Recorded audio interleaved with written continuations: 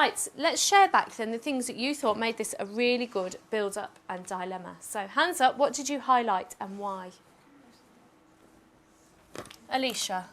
Notice the figure by the rock out of the sea. Okay, yep, so we've got gazing out at sea. So this is before the build-up really, isn't it? Why did you pick it?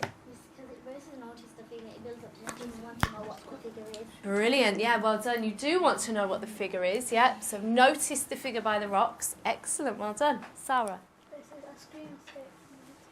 Ah, yes, this part. Ah, a scream escaped from my throat. It's meant to say throat, it's a spelling mistake there. Why did you highlight that? Good VCOP, yeah, we've got a scream escaped from my throat. It's almost like they couldn't control it, they were so afraid. What do you know about the character now? What does this tell you about the character? Ah, scream escaped from my throat. Yeah, he's scared, isn't he? He's frightened. Well done, excellent. So it's a bit of show not tell, isn't it? JD? I slowly trudged along the damp sand. Sorry, say that again. I slowly trudged along the damp Good. Is that the build-up?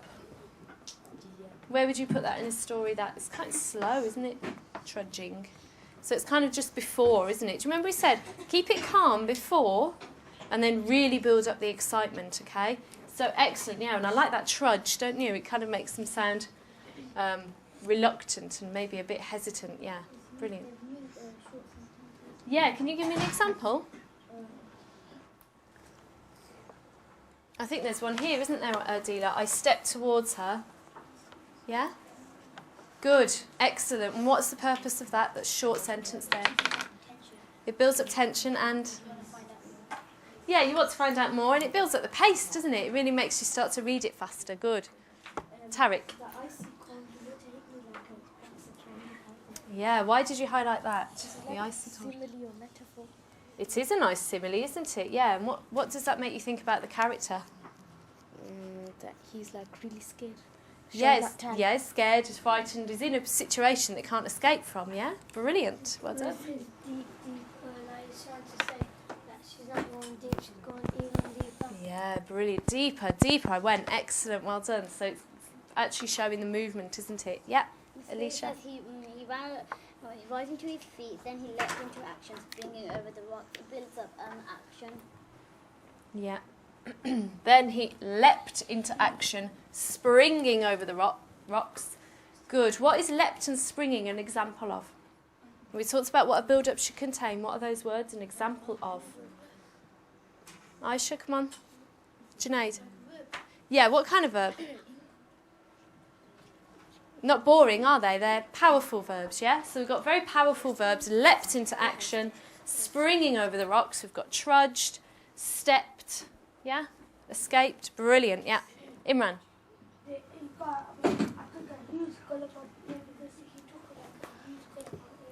Yeah, good. I took in a huge gulp of air. Nothing had ever felt so good in my life. So it's kind of, how's he feeling? Yeah, relieved really, isn't it? Relieved that that part is over, okay? We don't know, hands down then, thank you. We don't know, do we, what's happened with the rest of the problem. Is the story solved here? No. Why not?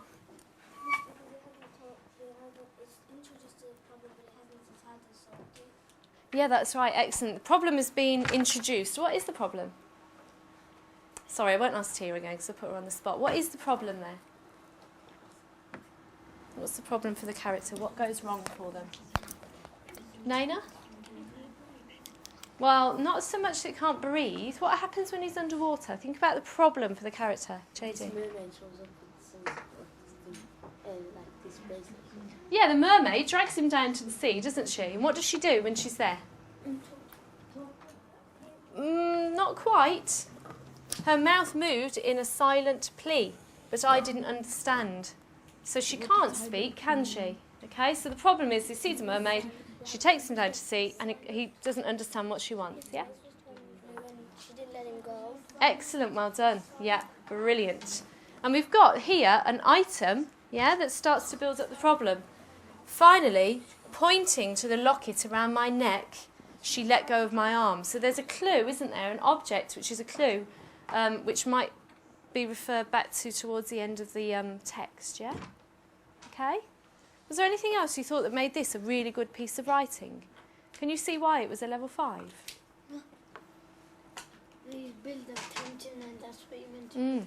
Yeah, excellent. Can you make sure your pens are down, please? They shouldn't be up anymore, so making really loud clicking sounds. They've used a connective. They've used connectives, yeah. I think a really good range of VCOP, yes. And we've also got an enjoyable piece of writing. Did you enjoy reading it? Yeah, it was exciting, it was interesting, wasn't it? And the pace was really built up with all of those things that you know you need to use, okay? So put those to one side for me, but you will have those to refer to when you're writing. Okay, so just put them in just in front of you, so they're not right in front of you. That's it, Essen, well done. So just a little bit out of the way. And I want you to get your whiteboard, pen and rubber ready again. Nice and quietly, well done. Thank you, Adila, that is actually perfect. Excellent, Fi's a good girl. Okay. Next thing then we're going to look at is improving, just a quick improvement task that I want us to have a go at, okay?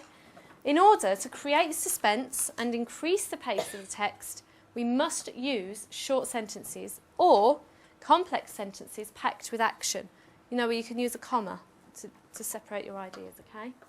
I want you to improve this really boring sentence, okay? The boy looked at the door. Ugh. A shiver ran down his spine. Oh, how many of you have used that? Loads of you have used that. If everyone uses it, it becomes boring. I want you to have a go. First of all, think about the verbs, okay? Don't write anything yet. Are they powerful enough? Do they tell us anything about the character? Okay, can they be changed? Is there enough description of the movement or what the door is like itself? We don't know that, do we? Can an adverb be added to enhance the description? Okay. And are the language choices interesting and engaging? Well, they're not really, are they?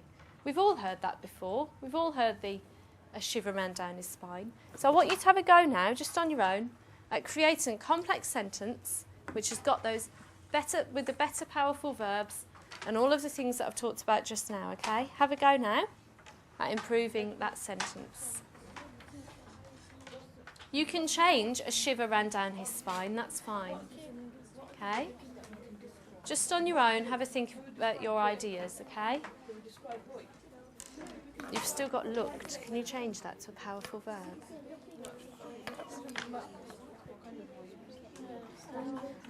Can you change this? Looking. It's still a boring verb. No, just keep the boy. Because you're going to spend more time on thinking a name than anything else. Change looked.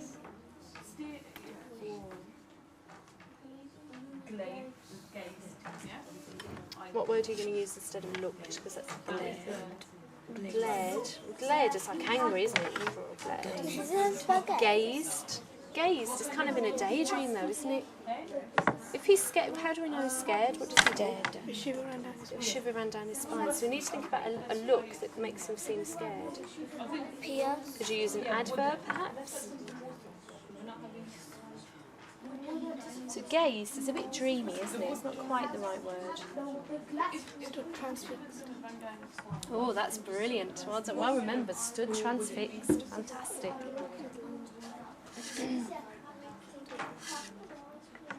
Okay.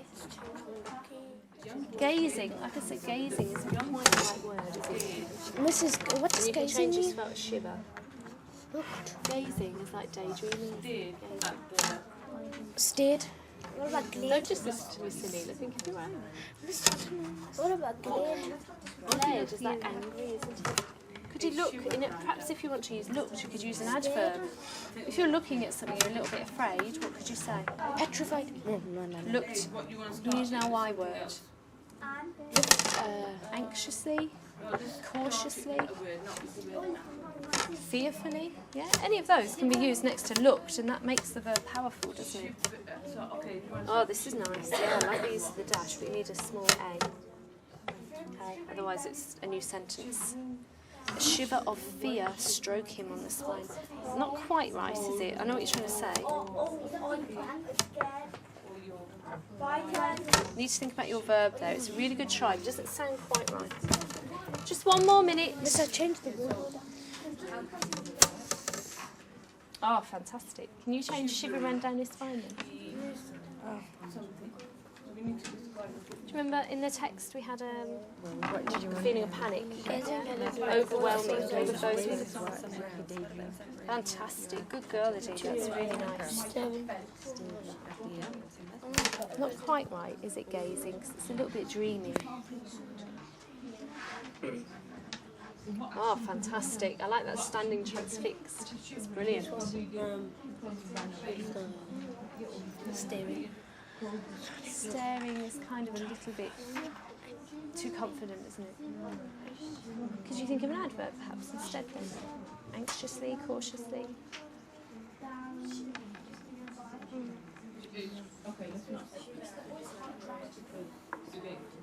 Ah, brilliant. Don't need that comma there. Comma is just for a pause, yeah. Right, I want to stop you there then, please. I've seen some fantastic ideas. Right, pens down then, please. Right, hands up if you want to share back yours. I've still seen some children with pens and I've asked you to put them down. Thank you. Okay, just wait for red table. Harris. Okay. Let's have a listen then, Alicia. What does yours sound like? Mesmerised by the rusty old handle on the door, fear crept inside the boy. Fantastic. Can I just read it a little bit louder for everyone, yeah? So we've got, listen, this is brilliant. Think about which word here is really effective. Mesmerised by the rusty old handle on the door, fear crept inside the boy. What word there is really effective, Aisha? Mesmerised, yeah. It's almost like transfixed, isn't it? You can't just look away from it. That is brilliant. 1 merit star. Good girl. Naina, nice and loud. Let's hear yours. The boy's dark black eyes were transfixed to the huge broken door. A wave of fear swept over him. Fantastic. Can I just read that nice and loud for... I know, I saw that. The boy's dark black eyes were transfixed to the huge broken door. A wave of fear swept over him. What do you like there, Junaid? What do you think was effective? She used transfixed like no. Yeah, do you remember transfixed from, I can't remember what it was called? Barrow Quest, yeah, something to do with Lynn, wasn't it? Fantastic, it's really good using those ideas. And I like that, a wave of fear, that's brilliant, because you can almost feel fear, can't you, like that? Aisha? Standing transfixed in front of a vast crooked door, the boy felt a few strokes of fear. A few strokes of fear, nice, it's a bit different, isn't it? And I like the standing transfixed, as you know, yeah? Harris? Scanning the blood-stained chipped wooden door, the boy's blood abandoned him and an ominous feeling surged through his veins. Oh, that is fantastic, that bit, an ominous feeling. Not quite right, but he's got the idea. Yeah, an ominous feeling, brilliant. Tariq? The boy's heart drowned in fear as he looked anxiously at the dusty door. Yeah, fantastic, brilliant. Imran? The young boy stared at the rusty door, shaking with fear and shock. His heart raced. Oh, brilliant. His heart raced. That's good, isn't it? Okay, we'll leave it there. Hands down. Thank you. Really good. And do you know what? They were interesting and original, weren't they, Tia? They really had a nice sound to them. Okay, one just quick thing I want us to look at is the effects of different sentence length. If you have a look at the one on the right, okay, it starts off with really short sentences. If you look at the one on the left, it's much longer sentences. Okay? Can you tell me what effects they have? With the short sentences, I know some of you are still reading it, but what effect does the long sentences have compared to the short sentences?